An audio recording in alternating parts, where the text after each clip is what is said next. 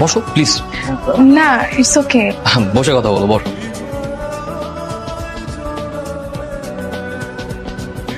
আপনার রুমটা অনেক সুন্দর, অনেক বেশি গোছানো। আচ্ছা, রুমে কেন আসলাম আমরা? রুমে কেন আসলাম? কারণ রুমটা আমার কাছে অনেক স্পেশাল।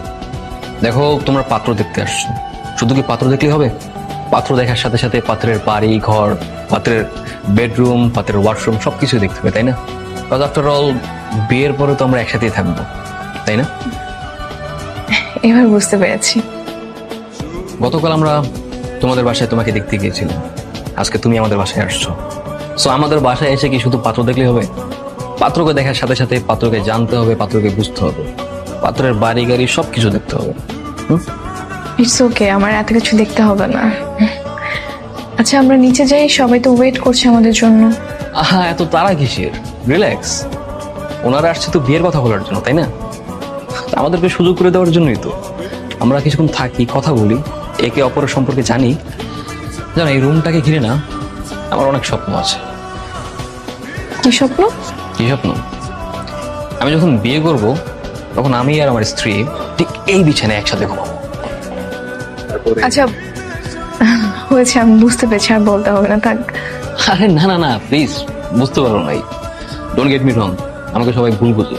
একসাথে ঘুমাবো না, খারাপ কিছু না। একসাথে যখন ঘুমাবো, আমার স্ত্রী যখন রাগ করবে তখন আমি মাটিতে ঘুমাবো।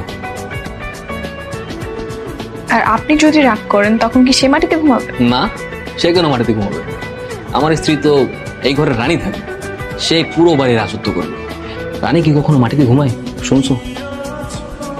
আর আর কি, তারপর আমি যখন সকালবেলা ঘুমিয়ে থাকবো, সে আমার জানালা ঠিক এইভাবে খুলে দেবে, যাতে ভোরের মৃদু আলোতে আমার ঘুম ভেঙে যায়।